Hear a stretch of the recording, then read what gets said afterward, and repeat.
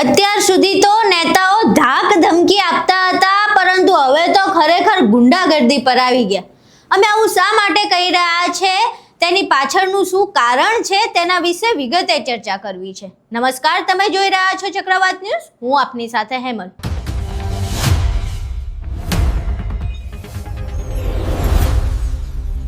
સ્થાનિક સ્વરાજની ચૂંટણીની જાહેરાત થઈ ત્યારબાદથી આપણે અનેક નેતાઓના બફાટો સાંભળ્યા, અને આ નેતાએ જેવા તેવા નહીં પરંતુ ધારાસભ્ય અને સાંસદ કક્ષાના નેતા હતા, જેઓ એવું કહી રહ્યા હતા કે જો વોટ નહીં આપો તો દરવાજા બંધ થઈ જશે, વોટ નહીં આપો તો ગાંધીનગરમાં તમારી અરજી નહીં જાય, વોટ નહીં આપો તો તમારી ગ્રાન્ટ નહીં મંજૂર થાય. અત્યાર સુધી તો એવું લાગતું હતું કે આ ફક્ત ધાક ધમકી છે, પરંતુ હવે તો એવું લાગી રહ્યું છે કે ધાક ધમકી બાદ આ નેતાઓ રીતસરના ગુંડાગર્દી પર આવી ગયા છે. કેમ? તો દાહોદમાંથી એક ઘટના સામે આવી છે.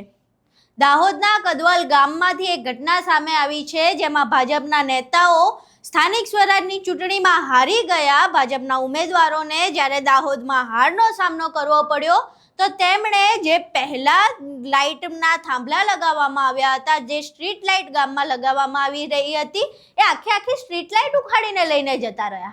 પહેલા અહીંયા વિડીયો જોઈએ, જેમાં એવો દાવો કરવામાં આવી રહ્યો છે કે ભાજપના નેતાઓ દ્વારા વોટ ન મળવાના કારણે જે પહેલા સ્ટ્રીટ લાઇટ લગાવવામાં આવી રહી હતી એ ઉખાડીને લઈ જઈ રહ્યા છે.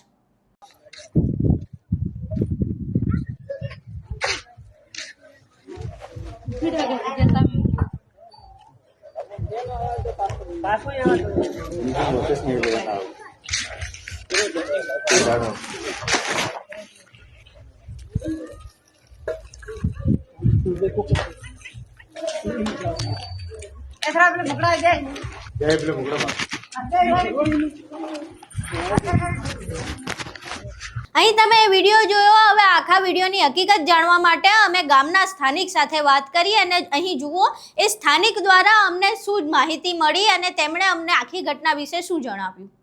એક વિડીયો આવ્યો છે કે જેમાં ભાજપ ત્યાં ચૂંટણી હારી ગયું તો ત્યાંથી થાંભલા જે લગાવેલા હતા સરકારે ઉપાડીને લઈ ગયા. એની શું હકીકત શું છે? એ તો અમારો બીજેપી નો ચાલુ પ્રમુખ હતો. તો એ લોકો અમને કે તમે મત નથી આવી ગયા એવું કરીને સ્ટ્રીટ લાઇટ ના થાંભલા ઉપાડી લઈ ગયા, એટલા માટે વિડીયો મોકલ્યો હતો. આખી ઘટના શું હતી? પછી સ્થાનિકોએ કોઈ વિરોધ કર્યો આમાં? ના, ગામડાના લોકો કેવા કે ભણેલા ના હોય તો એ તો ડરના મારે તો કોઈ બોલ્યા ના. અને એ લોકો જાતે એમની ગાડી લઈને આવે અને 2-3 છોકરાઓ આવે ને એ ઉપાડી લઈ ગયા હતા. જી, નામ ખબર છે કોઈના જે ઉપાડીને લઈ ગયા થાંભલા એનું? ના, નામ તો નથી ખબર, પણ એમના કુટુંબના એમના છોકરાઓને એવો હતા. અમને નામ તો નથી ખબર, હું બી બહાર જઉં છું, પણ આ તો વિડીયો મોકલ્યો હતો એટલા માટે મેં તમને મોકલેલો. જે આપણે વચ્ચે સત્સંગ છે એ આપણે અત્યારે હારેલા છે. એમ તો તમે મને મત ના આપ્યા એવું કરી અને ભાઈ એવી રીતના બધું થાંભલા સ્ટ્રીટ લાઇટના થાંભલા ઉપાડી ભાંગીને ગયા, તોડીને એમના ઘરે લઈ ગયા. બરોબર. એના માટે વિડીયો મોકલ્યો. ભાજપના જે ઉમેદવાર હારવાથી મત નથી આપ્યા એવું વિચારે ને અમને સીધી એમ કહે ને જે મારા થાંભલા તો મારા ખર્ચે રોકેલા થાંભલા એવું વિચારીને તોડે લઈ ગયો. ઉમેદવારનું નામ શું છે? વસીય સવસિંગ. ઓકે. સવસિંગભાઈ એ હાલ તાલુકા પ્રમુખ હતા, એટલે તાલુકા પ્રમુખ હતા એ હાલ. પણ અત્યારે એમની હાર થઈ ગયા ને એટલે. અહીં તમે સાંભળ્યું કે સ્થાનિકે અમને શું જણાવ્યું. સ્થાનિકે આખી ઘટના જણાવી, પરંતુ પોતાનું નામ ન જણાવ્યું, કારણ કે એમને બીક છે કે આ જે નેતાઓ છે એ ફરી એમને ધાક ધમકી ન આપે અને જે બીજી પ્રાથમિક સુવિધાઓ છે તે પણ તેમના પાસેથી ન છીનવાઈ જાય. અત્યાર સુધી સ્થાનિક સ્વરાજની ચૂંટણીમાં જે પ્રમાણેની ધાક ધમકીઓ નેતાઓની સામે આવતી હતી, ત્યારે અમે વિડીયોઝ બનાવતા હતા અને એવું કહેતા હતા કે જે નેતાઓ વોટ માંગવા માટે ભૈસાબ બાપા કરતા જાય છે, લોકોના અને જનતાના પગે પડતા હોય છે, એ નેતાઓ ધાક ધમકી પર આવી ગયા છે વોટ માંગવા માટે. પરંતુ જ્યાં સુધી એ ધાક ધમકી હતી ત્યાં સુધી તો ઠીક હતું, હવે તો આ ગુંડાગર્દી પર આવી ગયા છે.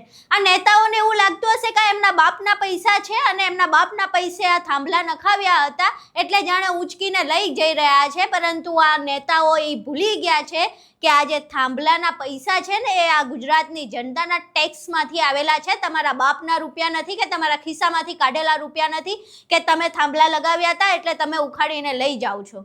આ જે દ્રશ્યો સામે આવ્યા છે ખૂબ જ ચોંકાવનારા છે.